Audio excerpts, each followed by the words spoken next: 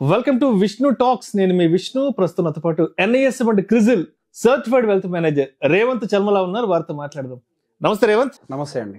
రేవంత్, ఈ బడ్జెట్ లో ఈ ట్యాక్స్ స్లాబ్ రేట్లకు సంబంధించి ఏదైనా మార్పులు చేర్పులు ఉంటే బాగుండంటూ కూడా ప్రతి ఒక్కరూ ఆలోచిస్తున్నారు. మరి ఎటువంటి మార్పులు చేర్పులు ఉంటే అందరికీ ఈ బడ్జెట్ సంతృప్తికరంగా ఉంటుంది అంటారు? సో మనకి 2025 బడ్జెట్ అంతా కూడా ఇన్కమ్ ట్యాక్స్ ల్యాబ్స్ చుట్టూతోనే తిరుగుతోంది. సో మన ఏ మీడియా ఛానల్ ఓపెన్ చేసినా, బిజినెస్ ఛానల్ ఓపెన్ చేసినా కానీ ట్యాక్స్ రేట్ కట్స్ గురించి మాత్రమే డిస్కషన్ జరుగుతుంది. సో దానికి గల ప్రధాన కారణం మనకి ఇండియాలో కన్సంప్షన్ అనేది కొంచెం వీక్ అవ్వడంతో మనకి మార్కెట్లో లిక్విడిటీ పెంచేయడం కోసం చెప్పి మనకి ఏ ప్రభుత్వం అయినా ప్రయత్నం చేస్తుంది. ఎప్పుడైతే లిక్విడిటీ తగ్గుతుందో అటు మనకి మానిటరీ పాలసీ అవ్వచ్చు, లేకపోతే ఇటువంటి బడ్జెట్స్ ద్వారా అయి ఉండొచ్చు, మనకు కొంతవరకు లిక్విడిటీని ఇన్ఫ్యూజ్ చేసే ప్రయత్నం చేస్తాయి ప్రభుత్వాలు. దాంట్లో భాగమే మనకి ఇప్పుడు రాబోతున్నటువంటి ఫిబ్రవరి 1వ తారీఖున బడ్జెట్. దాంట్లో పర్టికులర్ ఇన్కమ్ ట్యాక్స్ ల్యాబ్స్ రిలేటెడ్గా చాలా రివిజన్స్ చేయాలి అనే విధంగా, చేస్తారు అనే విధంగా, చేయాలి అని కూడా చేస్తారు అనే విధంగా మనకు కనిపిస్తున్నాయి. 15 lakhs వరకు కూడా ఎటువంటి ట్యాక్స్ ఉండదు, ఇట్లాంటి రకరకాల ఏదో చెప్తున్నారులేండి. కానీ డైరెక్ట్గా అది దాన్ని తీసుకుని 15 lakhs దగ్గర 0 tax వరకు పెట్టడం అనేది ప్రాక్టికల్గా ఏ ప్రభుత్వానికి కూడా సాధ్యం కాదు. It is near to impossible. అది సాధ్యమయ్యేది కాదు. మాక్సిమం చేయగలిగితే ఏం చేయగలుగుతారంటే కొంతవరకు లిమిట్ని ఎక్స్పాండ్ చేయగలుగుతారు. 1 లక్ష 2 లక్షల మందము స్లాబ్స్ని ఎక్స్టెండ్ చేస్తూ పోతారు. అండ్ దాంతో పాటుగా ఒక న్యూ ట్యాక్స్ స్లాబ్ని కూడా ఇంట్రడ్యూస్ చేయొచ్చు. 25% అనే ట్యాక్స్ స్లాబ్ లేదు, సో దాన్ని కూడా ఇంట్రడ్యూస్ చేయొచ్చు అనే ఒక పాయింట్ కూడా రేజ్ అవుతుంది. సో ఇంకొక స్లాబ్ యాడ్ అవుతుంది. ఇప్పుడు వరకు 5, 10, 15, 20, 30 ఇట్లు ఉన్నాయి. ఇన్ బిట్వీన్ 25 అనేది మిస్ అయింది. సో మనకి ఇంకొక ట్యాక్స్ స్లాబ్ అనేది యాడ్ అవ్వడానికి కూడా చాలా ఎక్కువ అవకాశాలు అనేవి కనిపిస్తున్నాయి. సో బేసిక్గా మనకి ఇప్పుడు ఏదైతే న్యూ ట్యాక్స్ ప్రకారం మనకి 7 lakhs వరకు, 7 lakhs బిలో ఉన్న వాళ్ళకి 0 taxation అంటున్నారు. మేబీ అబవ్ ఉన్న వాళ్ళకి అగైన్ 5%, 10% స్లాబ్స్ అనేది స్టార్ట్ అవుతుంటాయి. కానీ అప్ టు 7 lakhs వరకు అయితే 0 tax అని చెప్పేసి అంటున్నారు. సో ప్రాక్టికల్గా మనకు ఆ లిమిట్ సరిపోతుందా లేదా అనేది ఇక్కడ పాయింట్. సో ఒక మనిషి ఇప్పుడు మెట్రోపాలిటన్ సిటీ అవ్వచ్చు, లేకపోతే Tier 2 సిటీస్ అంటే ఖమ్మం, వరంగల్, ఇట్లా నెల్లూరు, ఇట్లాంటి వాటిల్లో ఎక్కడ బతకాలన్నా కానీ ప్రతి సగటు మానవుడికి కొంత ఖర్చు అనేది మాత్రం బై డిఫాల్ట్గా ఉంటుంది. సో ట్యాక్స్ అనేది ఎప్పుడు కట్టాలి? ఒక మనిషి బతకడానికి కావాల్సిన డబ్బుల్ని దాటి దాని పైన ఏదైతే మిగులుతుందో దాని మీద ట్యాక్స్ కట్టడం అని అంటే అప్పుడు డెఫినెట్గా ఏ సామాన్యుడికి కూడా కొంతవరకు నొప్పి అనిపించకపోవచ్చు. సో బేసిక్గా ఆ నొప్పి అనిపించని లిమిట్ ఏంటి అంటే థ్రెషోల్డ్ లిమిట్ ఏంటి? సో దాని గురించి ఇప్పుడు నేను డిఫరెంట్ ఏరియాస్ నుంచి, డిఫరెంట్ ప్లేసెస్ నుంచి రకరకాల మనుషుల్ని కలుస్తూ ఉంటాను కాబట్టి నాకు ఒక అవగాహన వచ్చింది. ఒక మనిషికి యావరేజ్గా ఖర్చు 70,000 రూపాయలు చాలా కామన్గా వస్తుంది. సో సింపుల్, 20,000 రూపాయలు రెంట్ ఉంటుంది. ఎడ్యుకేషన్ కోసం నెలకు 15,000, 2 పిల్లలు ఉన్నారంటే 7,500,000, లక్ష మినిమం ఉంది కదా. సో ఎటొద్దన నెలకు 15,000 ఎడ్యుకేషన్ ఫీజులు పోతున్నాయి. గ్రాసరీస్ కోసం 15,000 పోతున్నాయి. పైన internet bill, mobile bill, petrol కాస్టులు, ఇతర చిన్న చితక ఖర్చులు 10,000 మందం పోతున్నాయి. బట్టలను లేకపోతే మనకి ఇంకా ఇతర ఖర్చులు అవన్నీ కూడా ఇన్సూరెన్స్లని అవి ఒక 10,000 రూపాయలు ఖర్చు వస్తుంది. అటు ఇటుగా మనకి ప్రతి నెల 70,000 రూపాయలు ఖర్చు వస్తుంది. అంటే యావరేజ్గా మనం దాన్ని యాన్యువలైజ్ చేసి చూస్తే అది 8.5 lakh రీచ్ అవుతుంది. సో 8.5 lakh అనేది ఒక మనిషి మినిమం బతకటం కోసం అయ్యేటువంటి ఒక ఖర్చు ఇది. సో మనం ఆ లిమిట్ వరకు కూడా ట్యాక్స్ ఫ్రీ ఉంటే మేబీ కొంతవరకు మనకి ట్యాక్స్ ఫైలింగ్స్ కూడా పెరగడానికి ప్రాబబిలిటీ ఉంటుంది. అట్లీస్ట్ నిల్ ఫైలింగ్ అంటే నాకు పెద్ద ఎత్తున అంటే నాకు ట్యాక్స్ ల్యాబ్స్ లేను అని ఫైల్ చేసే వాళ్ళ సంఖ్య పెంచుకోవడానికి కూడా మనకి ఎక్కువ అవకాశాలు ఉంటాయి. సో గోయింగ్ ఫర్దర్ కూడా ఈ స్లాబ్స్ రివిజన్ కూడా చాలా ఇంపార్టెంట్. ఎందుకు? 8.5 లక్షలతోటి ఒక మనిషి జీవితం కంప్లీట్ అయిపోతుందని అంటే కాదు. సో వాళ్ళ భవిష్యత్తు కోసం కూడా వాళ్ళు కొంత డబ్బుల్ని కూడబెట్టుకోవాలి. ఏంటి అవి? డెఫినెట్గా పిల్లల యొక్క భవిష్యత్తు అయి ఉండొచ్చు, వాళ్ళు రిటైర్మెంట్ అవ్వచ్చు, ఇల్లు కట్టుకోవడం అవ్వచ్చు, ఇట్లా రకరకాల ఆశయాలు ప్రతి సామాన్యుడి జీవితంలో ఉంటాయి.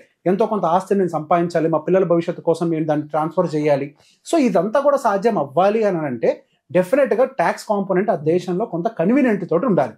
సో 8.5 lakhs వరకు కూడా మనకు ఒక రంగా నిల్ ట్యాక్స్ స్లాబ్ని పెట్టుకొని మేబీ 8.5 to 10 lakhs ఒక 5% మార్జినల్ ట్యాక్స్, అండ్ ఆ తర్వాత 10 to 12.5 lakhs వరకు ఒక 10%, 12.5 to 15 and goes on. So basic అట్లా మనకు ఒక 5 up to 20 lakhs వరకు కూడా మనము హై ట్యాక్స్ స్లాబ్లోకి ఎంటర్ కాకపోతే కొంతవరకు నా దృష్టిలో బెటర్గా ఉంటుంది. ఇప్పుడు 15 lakhs దాదాపు మన హై ట్యాక్స్ స్లాబ్స్లోకి వెళ్ళిపోతుంది. That is too much. 15 lakhs తోటి మనం ఏం సాధించగలుగుతామంటే సంవత్సరం వచ్చేటువంటి డబ్బుల్లో 15 లక్షలతోటి మనం మన జీవిత అవసరాలను తీరిపోతాయా?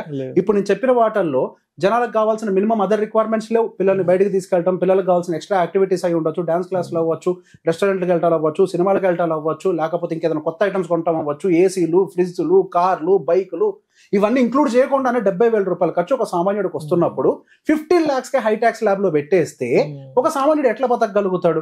మళ్ళీ వాళ్ళు పెట్టేటువంటి ఖర్చులో మళ్ళీ దాని మీద ఒక 18% మనకి ఇండైరెక్ట్ ట్యాక్స్ అనేది కలెక్ట్ చేస్తున్నారు, ఇంకోవైపు 30% కలెక్ట్ చేస్తున్నారు. సో ఇంత ట్యాక్స్ అనేది కలెక్ట్ చేసుకుంటూ ప్రభుత్వం ప్రభుత్వమే పోతూ ఉంటే ఒక సామాన్యుడు వాళ్ళ భవిష్యత్తు కోసం ఒక రూపాయిని కూడబెట్టాలనుకోవటం అనేది ఒక కలగానే మిగిలిపోతుంది. కానీ అది వాళ్ళకి ఎటువంటి పరిస్థితుల్లో కూడా సాధ్యం చేసుకోవడం కష్టంగా మారుతుంది.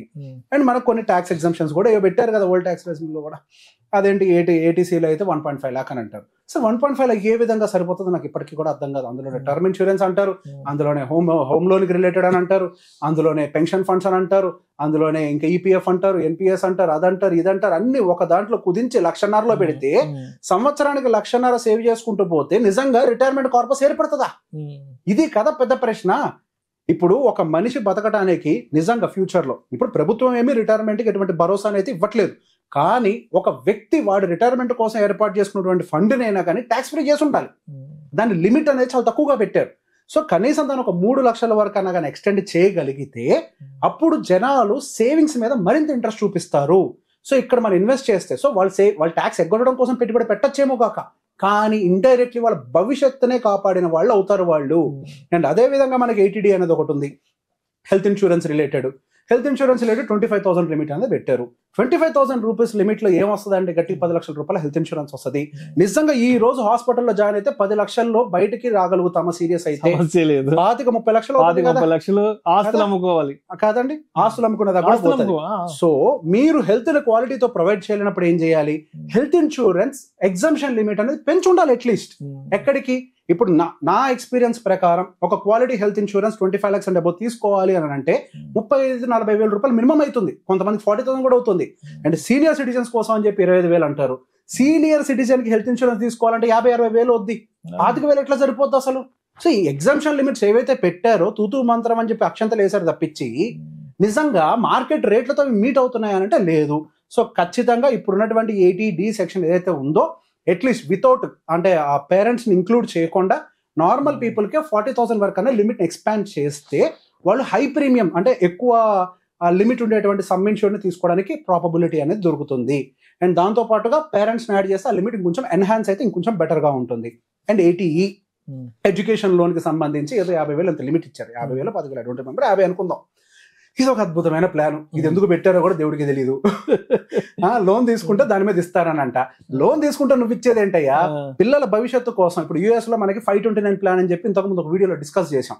పిల్లల భవిష్యత్తు కోసమే మనం హైయర్ ఎడ్యుకేషన్ కోసం కొంత కార్పస్ ని డిపాజిట్ చేసుకుంటూ వెళ్లే అవకాశాలు ఉన్నాయి అని. సో అప్పుడు రిడెంప్షన్ అప్పుడు ఏదైతే ఉంటుందో పిల్లల ఎడ్యుకేషన్ కోసం వాడితే గనక ట్యాక్స్ అనేది చాలా తక్కువగా లోవర్ స్లాబ్ లో ఉంటుంది. సో ఇవన్నీ మనకి మంచి అడ్వాంటేజెస్ ఉన్నాయి అని. సో బేసిక్ గా అటువంటి ఒక స్కీమ్ ని ఈక్విటీ లింక్డ్ స్కీమ్ ని ఒకటి ఇంట్రడ్యూస్ చేసి ఇప్పుడు పిల్లల చదువులు భవిష్యత్తులో ఎంత కాస్ట్ తోటి పెరుగుతాయి? దాదాపుగా 12-13% స్పీడ్ తోటి వెళ్తున్నాయి. కాబట్టి మీరు కనీసం దానికి కూడా 1,00,000 లిమిట్ ఇచ్చి ఉండాలి. మీరు ఓకే లోన్ ని కూడా ఇంక్లూడ్ చేయండి. దాంతో పాటుగా ఒక children education savings fund introduce చేసి దాన్ని ఇంక్లూడ్ చేసి ఉంటే which can deliver good returns. Sukanya Samriddhi Yojana ఒకటే కాదు, సుకన్య సమృద్ధి యోజన 8.5% 8.2% ఇస్తుంది. అది కూడా కేవలం ఆడపిల్లలకే పరిమితం. ఇప్పుడు చదువుకోవడానికి ఆడపిల్ల అంటే మగ పిల్లవాడేంటి అందరికీ చదువు అనేది అవసరం. ప్రతి ఒక్క విద్యార్థికి వాళ్ళ భవిష్యత్తు కోసం వాళ్ళ పేరెంట్స్ ఇట్లా కాంట్రిబ్యూట్ చేయడానికి అవకాశం ఉంది. సో బేసిక్ గా వాళ్ళు గనక అప్పుడు ఈ డబ్బుల్ని గనక కాలేజ్ ఫీజు కోసం కనుక వాడితే పూర్తిగా ట్యాక్స్ ఫ్రీ చేస్తాం. ఇప్పుడు కాంట్రిబ్యూట్ చేస్తున్నందుకు గాను పలానా ట్యాక్స్ ఎగ్జంప్షన్ ఇస్తాం.